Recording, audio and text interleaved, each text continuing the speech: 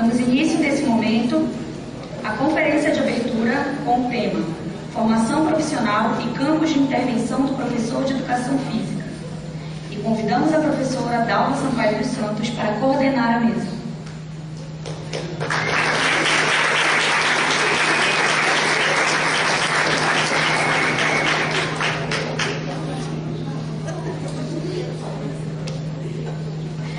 Convidamos, já está subindo, como conferencista, a professora Celita Farel.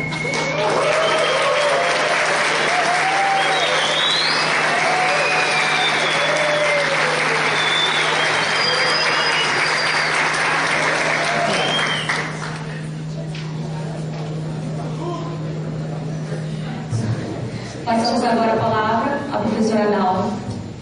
Eu queria falar da minha alegria, do meu privilégio de estar aqui, né?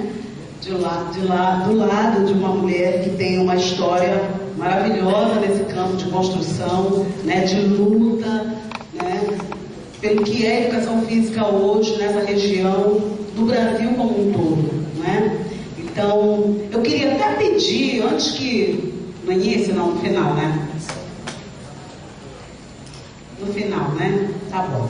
Então, eu queria, nesse momento, passar a palavra. Por que a CENI? Primeiro, né? Por que a CENI foi convidada para a gente discutir formação e atuação em educação física, lazer e ciências do esporte do norte do Brasil? Porque ela vem construindo conosco de muito tempo, né? Essa educação física aqui. A CENI esteve em anos 90, bem iniciozinho, fazendo especialização aqui com a gente, né? Acho que foi a primeira especialização na nossa área, ou seja, um primeiro embrião de ter uma pós-graduação na região norte, na nossa área, trazida pelo Pedro Maneschi, ainda na época. Então, ela tem todo o compromisso conosco nessa luta para que a gente avance essa produção de conhecimento na nossa região. Então, com vocês, Celita Farel.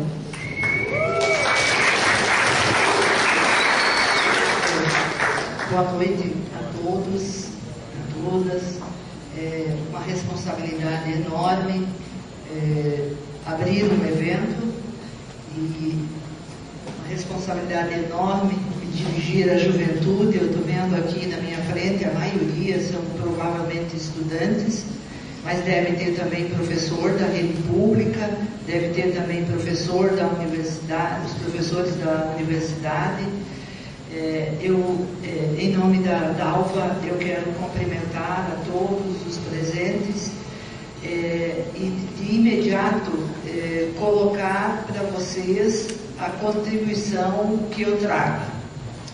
Que contribuição eu posso trazer nesse momento histórico para vocês que chamaram o 5º Congresso Norte Brasileiro de Ciência do Esporte? Então, a contribuição que eu quero dar é de duas ordens.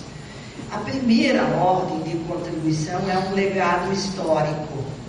Nós, veteranos, nós, os mais velhos, nós temos a responsabilidade social de passar para as novas gerações tudo aquilo que nós acumulamos e que deve servir para as batalhas das novas gerações. E, portanto, eu tenho a responsabilidade de, em meia hora, numa síntese teórica, colocar esse legado na mente de vocês, no coração de vocês. E que legado é esse que eu trago? Porque quando eu entro nessa sala, eu não entro sozinha. Eu entro com muitos e muitos companheiros e companheiras que durante uma longa jornada vieram defendendo determinadas posições. E isso eu tenho a responsabilidade de passar para a nova geração. Mas eu não tenho que passar para vocês só desse legado todo, o que reivindicamos, as lutas que travamos, o que defendemos. Mas eu tenho um outro legado, que eu tenho que passar para as mãos de vocês, que nós, os veteranos, temos que passar para as mãos dos mais jovens. São as armas para a luta. Não basta dizer para vocês, levante essa bandeira. Não basta dizer para vocês, defendam esse projeto histórico.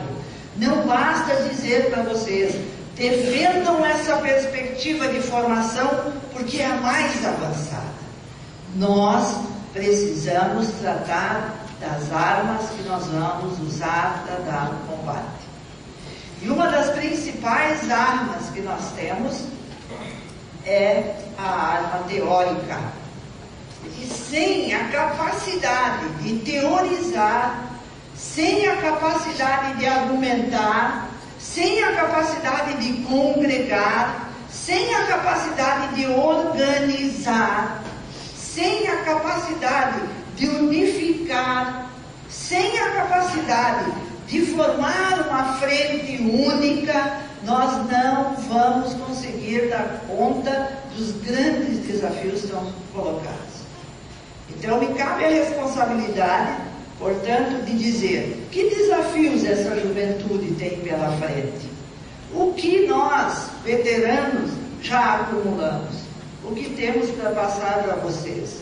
O que vocês vão enfrentar. Então, é nesse sentido que eu quero saudar esse momento. É um momento em que a comunidade acadêmica se reúne e é um momento em que nós vamos refletir coletivamente. A programação está aqui. Vem nomes da ciência do esporte nacionais. Eu vi aqui o Fernando, o Tartaruga, se somar aos companheiros que fazem ciência do esporte no norte do país, para tratar desses temas altamente relevantes.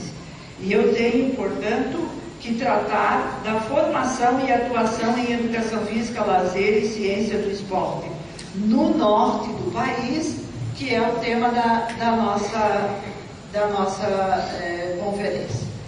Esse tema que eu vou tratar, ele foi tratado na reunião da Sociedade Brasileira para o Progresso da Ciência, que foi aqui no norte do país. E nesse momento nós fizemos uma reflexão coletiva e nós nos dirigimos às autoridades.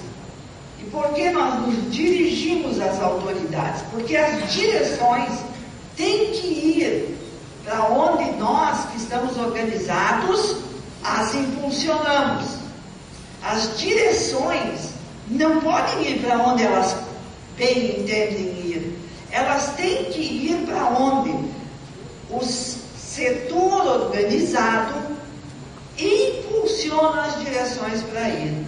Portanto, quando nós nos reunimos aqui, quando nós sinalizamos para as universidades, quando nós sinalizamos para os órgãos das secretarias de Estado, municipal, estadual, quando nós sinalizamos para o Ministério, a gente o faz porque a gente discutiu dentro das entidades científicas as posições mais avançadas.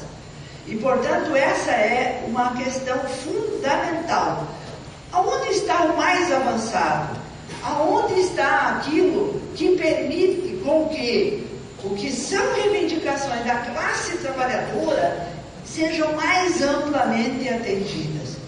E, portanto, nós vamos tratar aqui nessa abertura de uma problemática que cabe às entidades científicas, e no nosso caso o Colégio Brasileiro de Ciências do Esporte, tratar para acumular esses elementos e fazer com que as direções deem passos que elas precisam dar para o desenvolvimento da educação, para o desenvolvimento científico e tecnológico. Nós não estamos falando de qualquer lugar e nós não estamos falando de qualquer coisa. Nós estamos falando do norte do país e nós estamos falando sobre formação de professores e produção do conhecimento científico e tecnológico. Portanto, esse é nosso foco.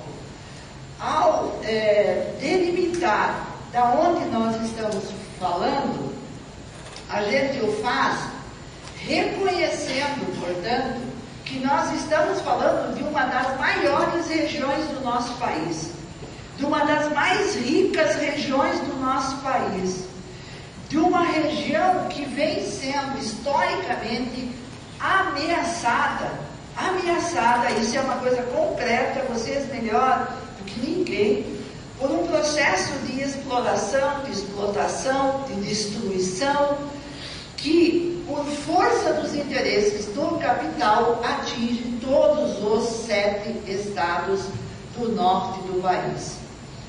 E faz com que esse violento ataque faz com que se criem assimetrias, como foi discutido no EPEI, lá em Natal, está sendo discutido em Natal, ou seja, cria um fosso, ou seja, cria uma disparidade, cria uma desigualdade que vai sendo historicamente construída.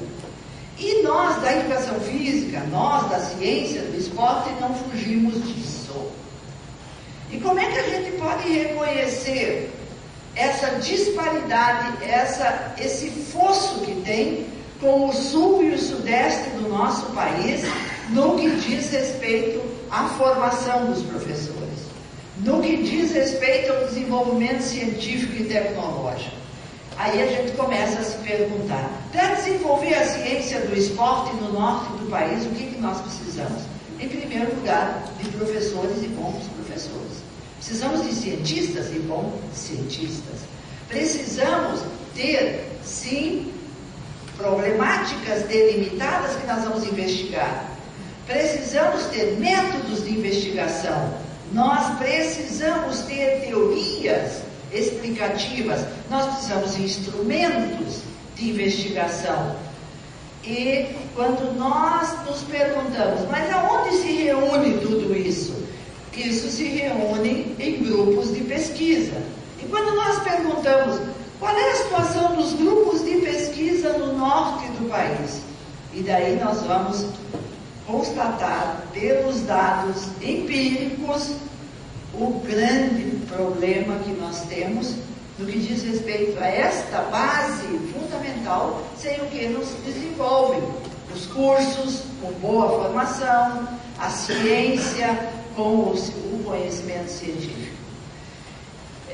Nós vamos ver, portanto, que a Amazônia, que é o território a partir do qual nós estamos nos reunindo para discutir a questão da formação dos professores, para discutir o desenvolvimento científico e tecnológico de uma área, ela, por um lado, tem essa riqueza fantástica que eu não preciso nem detalhar no que diz respeito às riquezas naturais, no que diz respeito à cultura, no que diz respeito às forças produtivas que existem no norte do país, mas para fazer o enfrentamento, para que essas forças produtivas não sejam destruídas, nós precisamos formar bons professores. E como é que vem sendo formados professores no nosso país? No nosso país, eu vou mostrar para vocês, tem tendências na formação de professores. E essas tendências, elas começam a chegar nas regiões de maneira muito sutil. E quando a gente vê, tem um assalto. E quando a gente vê as coisas tomam, são rumos altamente questionáveis. Portanto, esta população que vive no norte do país, nesses 7 estados, que gira em torno de 16 milhões, ou quase 17 milhões, segundo dados do IBGE, esta população, por si só, sozinha, ela, sem não ter a orientação de um professor, sem não ter a orientação de um profissional do campo da educação física, ela não vai acessar a cultura elaborada, ela não vai acessar a cultura corporal. E a única possibilidade de democratizar, de universalizar este patrimônio é com a formação de bons professores. Mas, nesse momento histórico, nós temos uma divisão na nossa formação. E essa divisão, ela se espalha no país inteiro. E nós temos que nos reunir e perguntar, mediante a tarefa que nós temos, que é ocupar o norte do país, para exercer aquilo que é próprio da nossa profissão. O que é próprio da nossa profissão? Lidar com a cultura corporal, lidar com tudo que a humanidade acumulou. A humanidade acumulou sobre ginástica, sobre natação, sobre lutas, acumulou sobre fitness, acumulou sobre atividade física e saúde, acumulou e acumulou. Este acúmulo de conhecimento é nosso objeto de estudo. É isso que nós estudamos. Sem isso você não vai desenvolver a tua atividade. Para você desenvolver a atividade, portanto, você tem que ter o domínio do conhecimento. Você não desenvolve a tua atividade se não tiver um outro ser humano com o qual você te relaciona, para dar direção à formação desse ser humano. E esse ser humano pode estar dentro de um hospital, esse ser humano pode estar dentro da escola, esse ser humano pode estar dentro de um clube, este ser humano pode estar dentro de uma academia. Em qualquer lugar que vocês forem atuar, vocês precisam ter isto, que é uma regularidade, o domínio do conhecimento historicamente acumulado. Mas não basta dominar o conhecimento, tem que saber tratar com esse conhecimento. E, portanto, se você não tiver método para tratar o conhecimento, para dar direção à formação humana, você falha na tua atuação profissional. Além disso, além de você ter que ter, portanto, o domínio do conhecimento, você tem que ter um ser humano com o qual você te relaciona e vai dar direção na formação. Você tem que ter método, você tem que ter a infraestrutura necessária para você poder desempenhar a tua atuação profissional.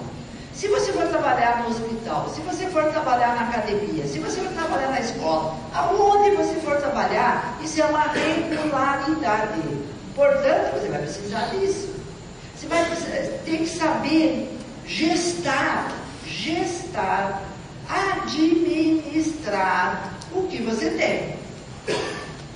E você também precisa instrumentos de pensamento e instrumentos de pesquisa para lidar com o conhecimento científico. Isso é básico, Sem isso, não formamos bons professores.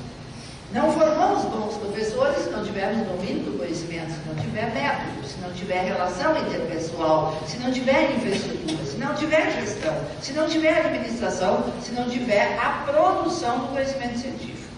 Eu pergunto para essa plenária, eu preciso dividir a profissão para formar alguém que domine esses elementos para exercer a sua profissão? Não, eu não preciso. Eu garanto uma sólida formação teórica num curso unificado, que te mostra os campos de trabalho, mas que te mostra a regularidade nos campos de trabalho, aquilo que você vai precisar. Portanto, companheiros, aqui está o norte do país, aqui está a população desse país, aqui está a demográfica, aqui estão os indicadores básicos do plano da economia política. Qual é a formação que está vindo para cima desta região? Dessa região especialíssima, que tem uma economia complexa, que se coloca na luta no conjunto dos estados brasileiros para ser independente, para ser autônomo, para ser soberano. Portanto, para que esta população tenha acesso a esse patrimônio que vocês detêm, vocês profissionais de educação física, vocês profissionais da área da ciência, do esporte, Nós temos hoje dispositivos legais. Hoje está garantido pela Constituição de 88, apesar de nós estamos chamando uma nova Constituição, nós queremos uma reforma política profunda no nosso país, e tem garantido na Constituição brasileira que o esporte, a educação física, a cultura corporal, as práticas desportivas, formais ou não formais, é direito de todo cidadão. E para se exercer esse direito, precisa do quê? Esse direito se efetiva com o quê? Com bons profissionais. Se esses profissionais não são formados para ver a totalidade da população, para ver que essa população é uma população que tem direito, e que a mediação para que esse direito seja exercido depende de termos bons profissionais que trabalhem com a cultura corporal, nós vamos estar negando à população do norte do país, portanto, um direito. Eu quero trazer para a nossa reflexão também, portanto, além dessa questão fundamental do que significa acessar a cultura corporal, por que é importante praticar esporte? Por que é importante praticar atividades corporais? Fundamentalmente é importante porque isso nos humaniza, nos torna seres humanos, com um padrão qualitativo de cultura elaborada importante para sermos humanos. Eu não faço atividade física para manter saúde, eu faço atividade física para desenvolver a minha capacidade humana. Pode ter impactos na minha saúde, mas pode ter impactos em outras dimensões da minha vida.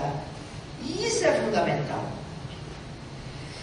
Nós temos que, portanto, compreender esse universo que nós estamos trabalhando, porque este universo que nós estamos trabalhando, que é o universo da cultura corporal, que é um direito de todos, que todos têm o direito de acessar onde eles estiverem, é também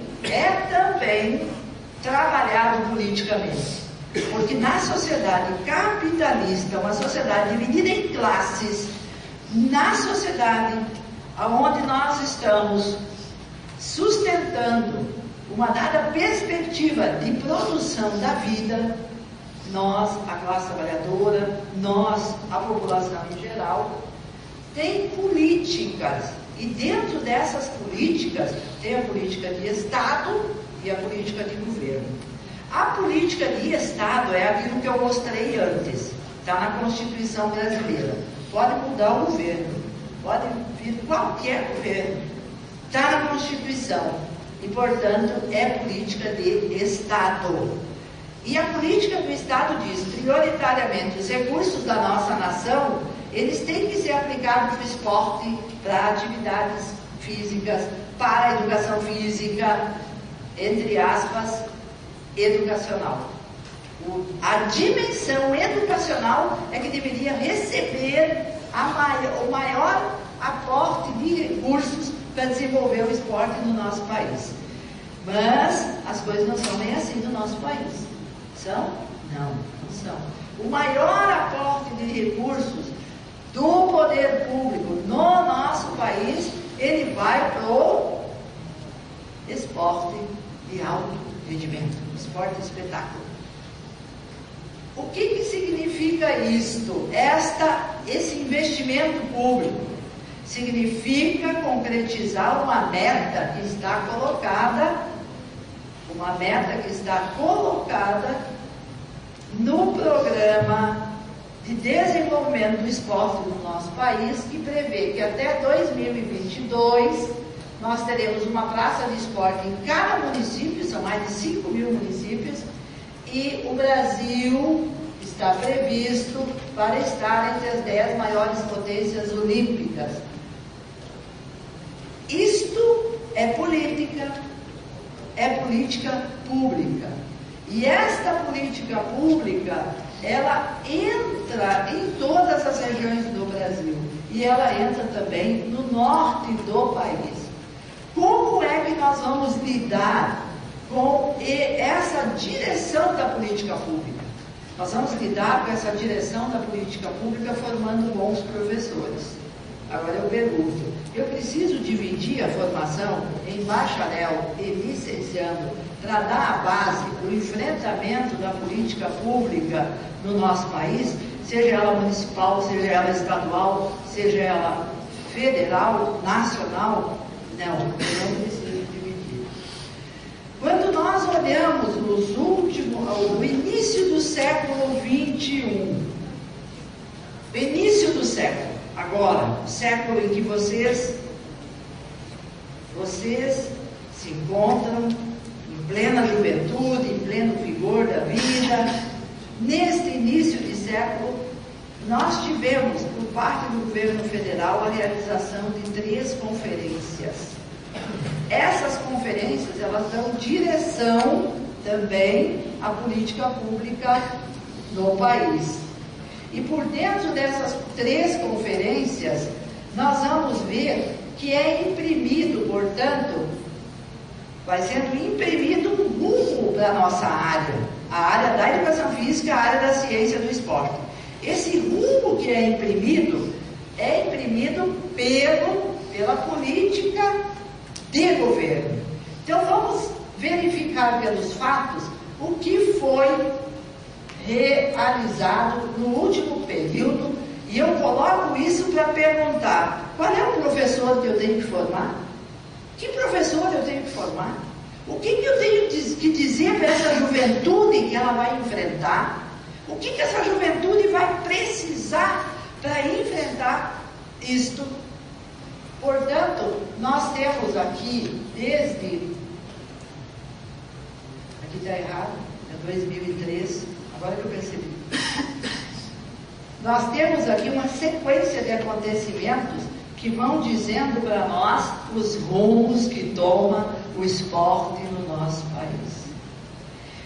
Este rumo que toma o esporte exige profissionais formados para enfrentá-lo. Quais são os rumos? Hoje nós temos o Ministério do Esporte, ainda bem que o Aécio não ganhou, porque ele ia terminar o Ministério do Esporte, e eu defendo que o Ministério do Esporte continue. Temos a criação do Ministério, temos o fomento da produção do conhecimento na área das políticas públicas, através da rede C10. Essa rede está paralisada agora, tem que ser, quer dizer, ela voltou, mas está com pouco fôlego. Eu estou falando na frente do Ministério. Ela está com pouco fôlego, ela precisa mais fôlego, ela precisa mais recursos, ela precisa articular os grupos. E é aí que vocês jovens, estão sendo chamados, vocês vão ser chamados. Vocês querendo ou não, vocês gostando ou não, isto está acontecendo no nosso país. E isto chama vocês a terem que se envolver com um grupo de pesquisa, a não passar pelo banco da escola só fazendo de conta que está estudando, mas se engajar efetivamente na sua formação, para poder assim ajudar os professores a impulsionar esses grupos, para fazer desenvolver o conhecimento científico. Nós tivemos também, nesses últimos períodos, como eu falei, a realização das conferências. Provavelmente agora vamos continuar com as conferências, porque parou, a última foi em 2010, nós estamos entrando em 2015, ou seja, 5 anos sem conferência. Nós temos, no último período, grande incentivo para o esporte de alto rendimento e a realização dos mega eventos esportivos, Jogos Pan-Americanos, Copa da Confederação, Copa do Mundo de Futebol, Jogos Militares, Jogos Olímpicos, Jogos Universitários, Jogos Paralímpicos, e não vai terminar. E não vai terminar por quê? Porque o esporte, enquanto atividade humana, ele tem uma dimensão que é ontológica. O esporte resulta da relação que nós estabelecemos com a natureza, com a produção da nossa vida e com essa dimensão de traduzir para aquele momento em que a gente não está efetivamente na lida do trabalho concreto, traduzindo atividades que têm seu nascedor no mundo do trabalho. Tem seu nascedor no mundo do trabalho. E estas elaborações e práticas, portanto, elas são salutares aos seres humanos, porque elas nos permitem a criatividade, a imaginação. Ela nos permite criar uma coisa diferente, elaborar uma coisa diferente. Mas, no modo de produção capitalista, o esporte toma uma outra dimensão. Ele se converte em mercadoria. Ele se converte em algo que entra em relações de comércio. E este é o lado, a dimensão alienante do esporte. Vocês estão se formando, professores de educação física, vocês vão se confrontar com toda uma política e vocês vão ter que saber discernir o que é o esporte na sua dimensão ontológica que me faz ser humano melhor e o que é o esporte que entra em relações humanas que são relações de subsunção e alienação. Eu pergunto, eu preciso dividir o curso de educação física em bacharel e em licenciatura para dar conta de formar um profissional que entenda, compreenda, explique e enfrente isso? Não, eu não preciso. Eu estou colocando elementos concretos do ponto de vista de uma teorização que mostra que a divisão em bacharel e licenciando, ela só tem um interesse, é desqualificar os trabalhadores no processo de formação acadêmica. Como? Porque tem coisa que eu vou ensinar para o licenciando e não vou ensinar para o bacharel. E tem coisa que eu vou ensinar para o bacharel e não vou ensinar para o licenciando. Portanto, nós, professores das universidades, temos que ter a capacidade de estruturar um currículo unificado que te dê a base. Depois tu te especializa. Depois tu vai para o campo que você quiser. Portanto, nós temos que estar nos perguntando o que é vital, o que é necessário para que a gente, portanto, dê conta de formar excelentes professores e dê conta de produzir conhecimento científico. Vamos ver qual é a situação das universidades aqui no norte do país. Nós temos no norte do... Aí sim, vamos perguntar. Sim, daí, como é que nós estamos formando os professores aqui no norte do país? A partir do que eu falei, vocês que estão passando pelos cursos, vocês já estão dizendo, ó, eu já estou sentindo isso na pele. Eu estou sentindo isso na pele. Eu estou tendo meus professores que estão me abrindo os olhos. Eu estou tendo meus professores que estão me fazendo ver mais longe. Eu estou tendo meus professores que estão me dando uma consistente base teórica. Ou então não. Portanto, vamos perguntar o que está acontecendo no norte do país. Nós temos aproximadamente 70 cursos presenciais e cursos à distância. E tem duas tendências que estão avançando no norte do país. Uma hegemônica, impulsionada pela iniciativa privada, que divide a formação em cursos de licenciatura e bacharelado, e a outra que são as instituições públicas, federais e estaduais, que têm segurado a questão de não deixar de dividir os cursos. O que nós vamos encontrar no norte do país é uma ausência de programas de pós-graduação. O que está acontecendo com os profissionais de educação física do norte do país? Eles estão se inserindo nos programas de pós-graduação das outras áreas. Então, nós estamos indo para a educação, nós estamos indo para as ciências aplicadas, para a administração, para serviço social, porque nós não temos programa de pós-graduação aqui no norte do país. Eu pergunto para vocês, nós não teríamos que ter um programa? Não é mais do que na hora do século XXI ele ter um programa?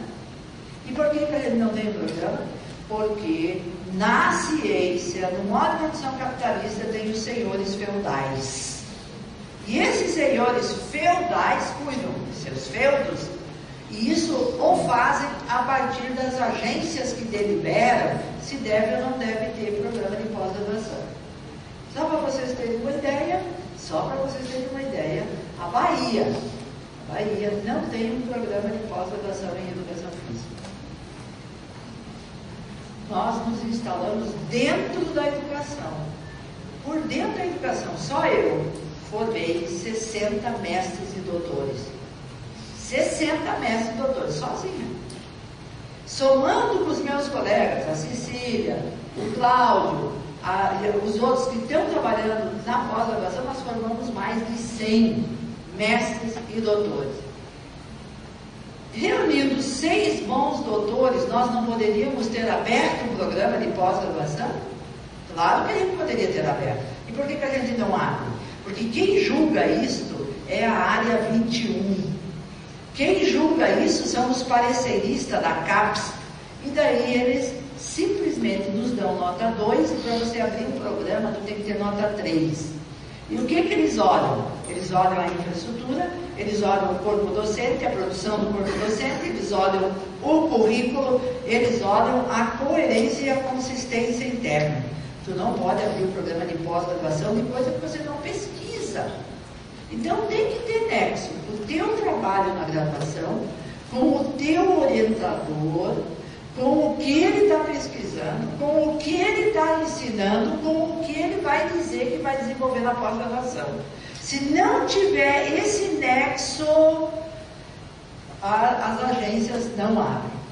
Além disto, nós que estamos nos outros programas, nós também estamos sendo discriminados porque nós optamos por uma base teórica, crítica, que tem aproximações com a referência marxista, que defende o projeto histórico socialista e, lamentavelmente, nós sofremos, sim, perseguições, discriminações, e isso está provado, porque não é só na área da educação física. Então, nós temos que enfrentar todas essas coisas. E isso a gente mais velho tem que dizer para a nova geração. Vocês precisam estar com mais avançado, vocês precisam se preparar para enfrentar todas essas coisas. Vocês não podem olhar só para o umbigo de vocês. Você não pode estar preocupado com o teu diploma. Tu tem que estar preocupado pela razão social da tua existência. Para que você vai existir como profissional? Para servir uma das maiores regiões do nosso país, que tem 16 milhões de habitantes, que tem que ter acesso à cultura corporal. Portanto, para isso você precisa ter uma boa formação. Como é que vem se dando a formação da educação física no nosso país? Se a gente vai para a história, a gente vai encontrar os marcos legais que definiram a criação do curso de educação física, a primeira reestruturação, a segunda, a terceira, a quarta, e agora vai ter de novo. Vai ter de novo uma reestruturação do currículo. Nesse exato momento, terminou no Rio Grande do Sul o Encontro Nacional dos Estudantes de Educação Física. O Pará foi? Pronto. Eles vão voltar e vão dizer o que foi que os estudantes acumularam e estão defendendo para a reestruturação das diretrizes curriculares. Mas essa reestruturação não é só na educação física, ela está acontecendo em todas as licenciaturas. Vai ter uma reestruturação de todas as licenciaturas. Portanto, as universidades vão se mexer e lá vamos nós, da educação física, defender diretrizes curriculares. Quando foram aprovadas as diretrizes curriculares para a formação da educação física, os estudantes de educação física ocuparam o Conselho Nacional de Educação porque foram contra. Foram contra. Eu acho que foi o teu tempo, quando vocês eram estudantes. Portanto, esta briga com as diretrizes que orientam os cursos é uma briga que vem sendo enfrentada principalmente pelos estudantes. E eu venho colocando isso para a nossa entidade científica. O Colégio Brasileiro de Ciência do Esporte tem que chamar para si. E tem que se ouvir o grito do leão do norte. O norte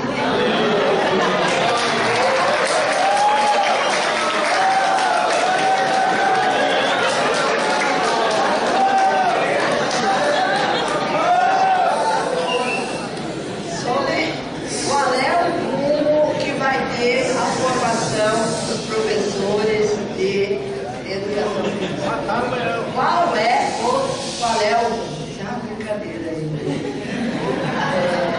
Portanto, isso dá, essa questão da reestruturação do currículo, das diretrizes curriculares, se choca com os interesses que são produzidos pelo Conselho Nacional de Educação Física, que foi criado em 1998 por essa lei, a 9696, certo? E, portanto, nós temos que estar preparados para ir para o diálogo, para ir para o enfrentamento. Mas como é que tu faz isso? Tu só faz isso com armas. E que armas nós temos? Nós temos a arma da teoria, a arma da explicação científica, a arma que vai nos dar o subsídio. Mas essa arma tem que ser manuseada por coletivos organizados. Se o coletivo não está organizado, na mão de um só, não consegue dar rumo para as coisas. Portanto, nós vamos... eu não vou entrar em detalhes, volta um pouquinho. Eu não vou entrar em detalhes, mas vocês estudam a história da educação física e vocês vão ver que cada uma dessas décadas em que teve mudança, é porque tem mudança na economia política. É isso que determina a mudança. Porque precisa de um determinado perfil de trabalhador. Então, para formar esse perfil de trabalhador, traçam-se as diretrizes. O que nós temos, esses dados não estão muito atualizados, mas servem ainda, vocês vão ver que nós temos um crescimento dos cursos de bacharelado, isso é uma tendência, a tendência é o bacharelado crescer. Nós temos aqui as licenciaturas, predominantemente a formação de professores é na iniciativa privada, e nós vamos ver um aumento dos cursos à distância. Isso são tendências na formação dos professores. Muito bem. Portanto, por dentro da formação, o que nos cabe fazer? O que nós vamos enfrentar? A gente vai enfrentar a reestruturação das diretrizes curriculares, a gente vai enfrentar a reestruturação do currículo. Então, esses são pontos importantes. O que a gente defende no que diz respeito à formação dos professores? A formação unificada. O que a gente defende em termos da qualidade dessa formação? Tem que ter uma base comum nacional. Essa base comum nacional tem que ter esses elementos fundamentais que eu coloquei anteriormente, que vão assegurar a consistente base teórica. Muito bem. Vamos falar um pouco agora, porque nós estamos falando do desenvolvimento científico e tecnológico também. Daí nós vamos nos perguntar, pelas pesquisas que são realizadas no norte do país. Então, se nós pegarmos os professores de vocês, a Lília, etc., nós vamos ver que eles fazem pesquisas. Mas quando nós perguntamos qual é a característica das pesquisas, nós vamos ver que são pesquisas que têm um limite. Tem limite de financiamento, porque os pesquisadores não conseguem financiamento de longo vulto. São pesquisas que não estão muitas vezes articuladas a editais. O pesquisador pega do bolso dele mesmo para fazer a pesquisa. São pesquisas que normalmente estão relacionadas a programas de pós-graduação. E qual é a tendência da elaboração de pesquisas? As pesquisas de grande porte, as pesquisas em redes, as pesquisas com financiamento público, as pesquisas com uma boa base de estudantes de iniciação científica, a pesquisa com um coletivo de pesquisadores. A tendência é a pesquisa matricial. O que é a pesquisa matricial? Tu delimita uma área problemática que vai se desdobrando em perguntas específicas que vão sendo respondidas pelo esforço do coletivo de pesquisadores. E, portanto, você responde a uma problemática pelo esforço da produção acumulada do coletivo de pesquisadores. E daí tu vai formando a nova geração. Tem que formar cientificamente essa nova geração. Essa nova geração não pode trabalhar em cima do conhecimento tácito. O que é o conhecimento tácito? É aquele conhecimento que você adquire comprando as revistas na banca de jornal. É aquele conhecimento que você adquire mexendo na internet. É aquele conhecimento que você adquire assistindo os canais de televisão. Esse é um conhecimento tácito. Mas vocês têm que ser formados cientificamente. E ninguém nasce com isso. E para você ser formado cientificamente, nós temos que desenvolver duas coisas em você. Duas coisas. Quais são as duas coisas? Primeiro, os instrumentos de pensamento. Ser capaz de desenvolver essas funções psicológicas superiores que nos permitam fazer com que o real concreto se expresse no meu pensamento, não por representações, mas que coincida o que eu tenho no meu pensamento com o que as coisas efetivamente são. Coincida no meu pensamento a capacidade de compreender o movimento da coisa na história. Coincida no meu pensamento a capacidade de ver possibilidades de transformação da coisa.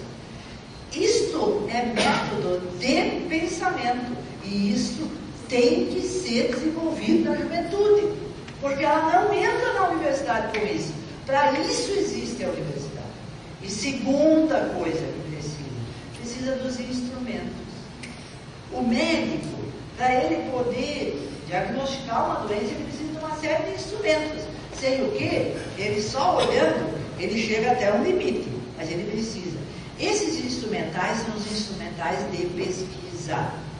E, portanto, hoje, todas as disciplinas no currículo, todas as disciplinas, futebol, handebol, esportes, todas, elas precisam ser tratadas cientificamente.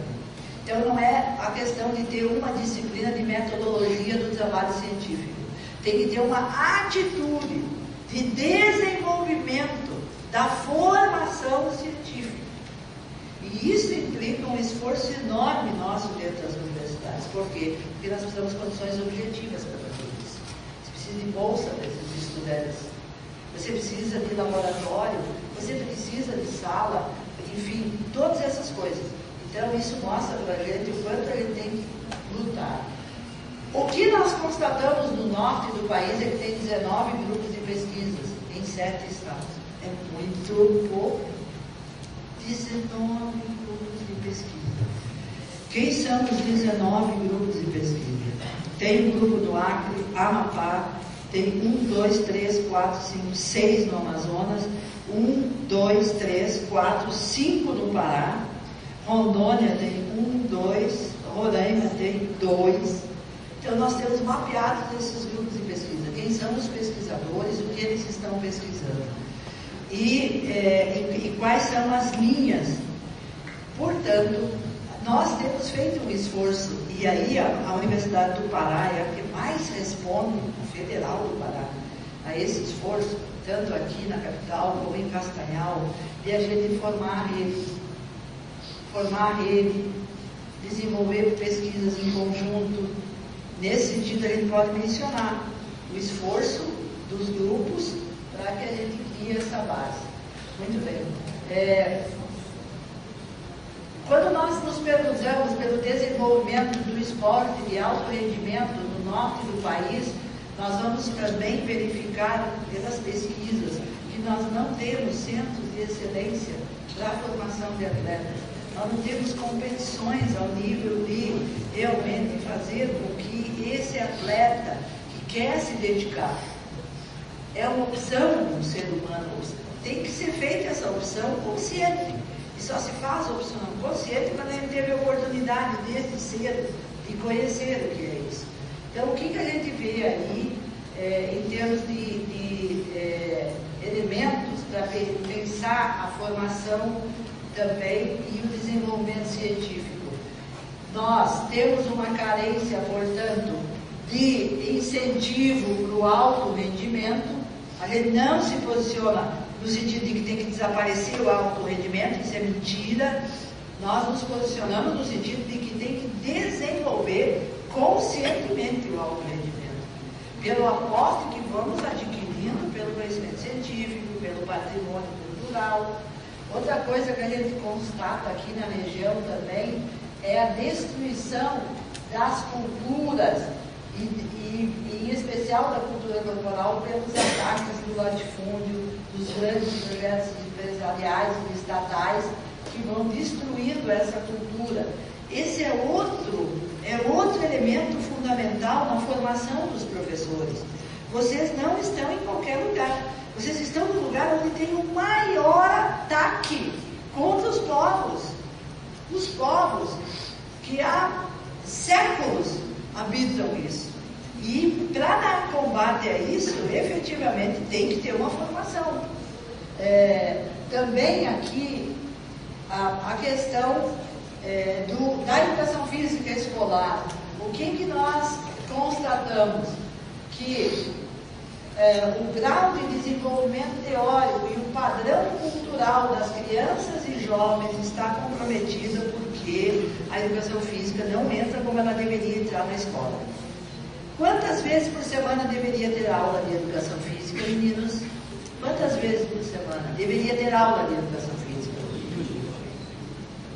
Quando essa resposta era dada com base no treinamento esportivo, era o treinamento esportivo que dizia quantas horas, que dizia o tempo pedagógico, que dizia a sequência das atividades. Mas hoje nós não estamos mais falando do treinamento físico como orientador do projeto de escolarização. Nós estamos falando da cultura corporal, um elemento fundamental da humanização. Então, quantos dias, quantas horas teria que ter de aula de educação física? Eu defendo todos os dias. Todos os dias. Então, se essa juventude não perceber que não vai cair do céu aula de educação física todo dia dentro da escola, porque isso tem uma explicação científica de fundo, quem é que vai fazer isso?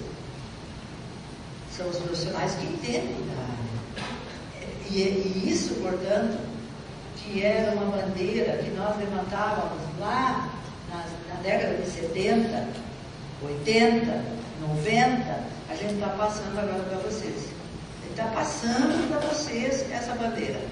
Mas se vocês não tiverem uma sólida formação teórica, vocês vão chegar nas escolas, vocês não vão poder, não vão ter como argumentar. Mas por que mesmo que tem que ter aula de educação física todos os dias na escola? Muito bem. Portanto, com isso nós queremos elevar o padrão cultural da população. Portanto, vamos embora. As entidades científicas, e nós não estamos falando em qualquer lugar, nós estamos falando de dentro de uma entidade científica, nós estamos falando de dentro da universidade. É preciso que a gente enfrente, então, o que nós temos, e para enfrentar o que nós temos, a gente traz aqui, e eu não vou entrar agora em detalhes, mas isso é só para vocês terem uma ideia, todos esses cursos, e ali nós temos o nome do curso, o grau, a modalidade, etc., a nota no ENAD, vocês podem ver no Acre, no Amapá. Tem gente dos outros estados aqui? Quem está do Acre aqui? Quem está do Amapá? Tem Amapá, Rondônia, Roraima, Amazonas. Então é predominantemente o pessoal do Pará. Então aqui vocês vão ter os cursos, as notas dos cursos, aqui está o Pará, eu não sei se está bem preciso, está certo isso? Está certo? Onde vocês estão? Na UEPA e a UEPA. As duas públicas têm nota 5. Nota 5, nota boa. Então, o que é que vocês vão enfrentar no próximo período? Vocês vão enfrentar o debate sobre as licenciaturas, vocês vão enfrentar o debate sobre o desenvolvimento científico e tecnológico, vocês vão enfrentar o debate sobre as diretrizes, vocês vão enfrentar o debate sobre a consistente base teórica na formação desses jovens pesquisadores. Então, Roraima, Tocantins, vamos embora. E aqui, então, estão os líderes dos grupos de pesquisa e os grupos de pesquisa das instituições no nome. Esse quadro, quem fez foi a Joelma. Né, Joelma? Esse quadro a Joelma apresentou na 76ª reunião anual da SBPC. Isso foi no estudo dela. A Joelma fez esse quadro, ela foi no banco, porque no nosso país, vocês, só para mim ter uma ideia, levanta o braço quem tem o currículo Lattes na plataforma do CNPq. 1/3. Muito bem. 2/3 não tem que ter. Tem que ter. Saiu desse congresso, vai para frente do computador, entra no CNPq e te cadastra. Porque esse banco de dados vai dizer quem são os cientistas do nosso país.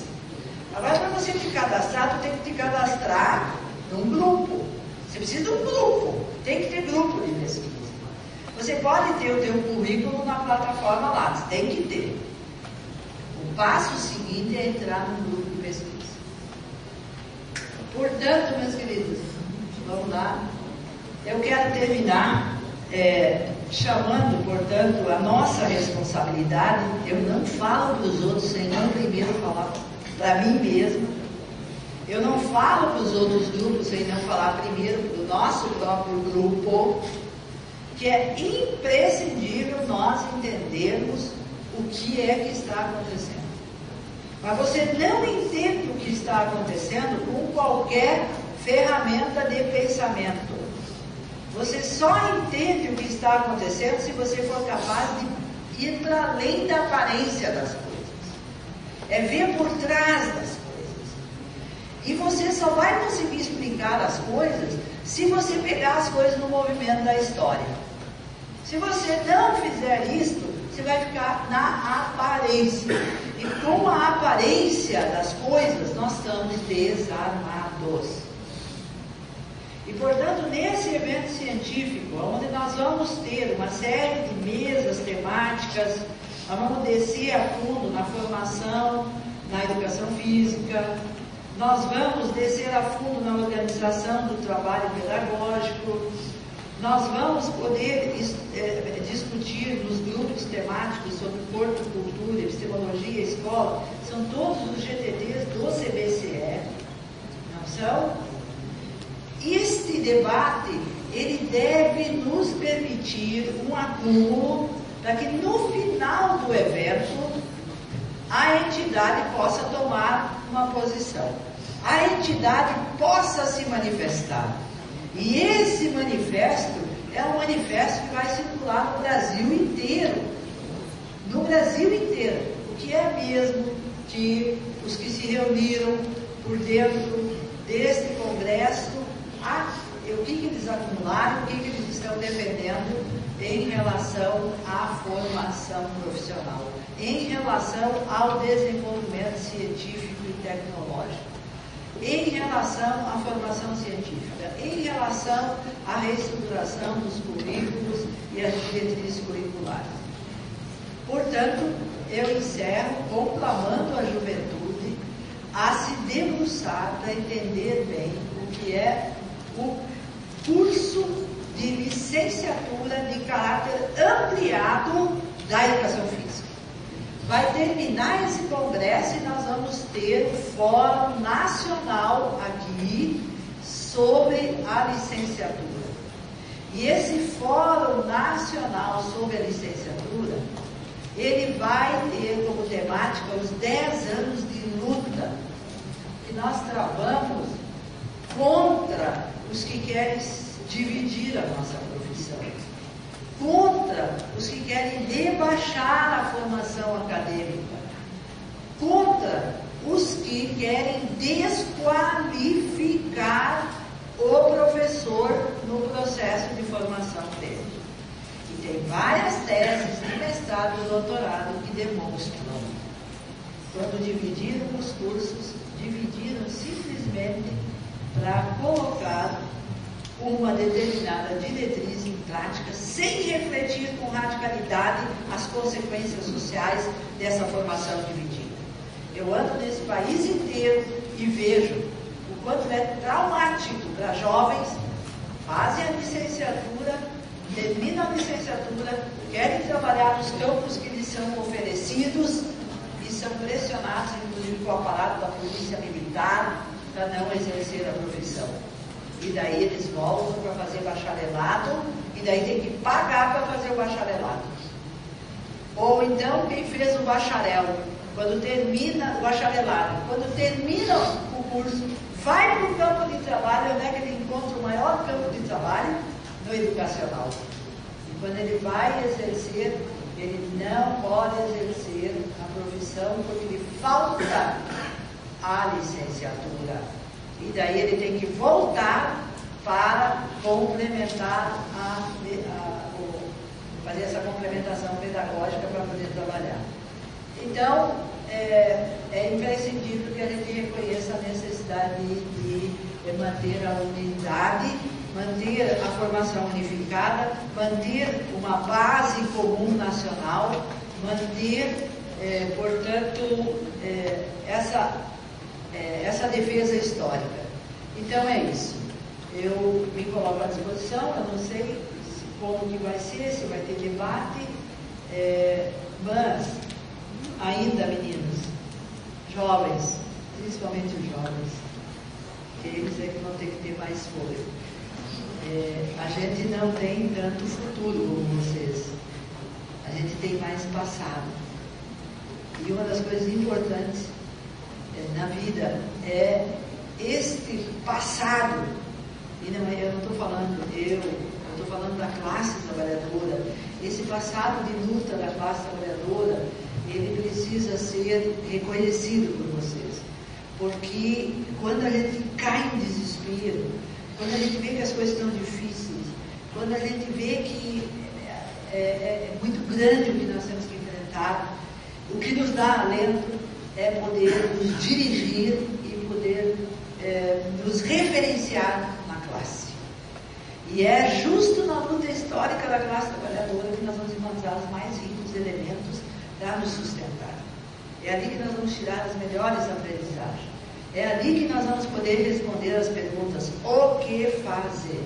O que fazer perante esses grandes desafios? E vocês aqui do Norte, portanto, têm esse grande desafio: fazer com que 16 milhões de habitantes de uma região riquíssima acessem um grande patrimônio da humanidade para serem humanos. Estou à disposição de vocês para o debate.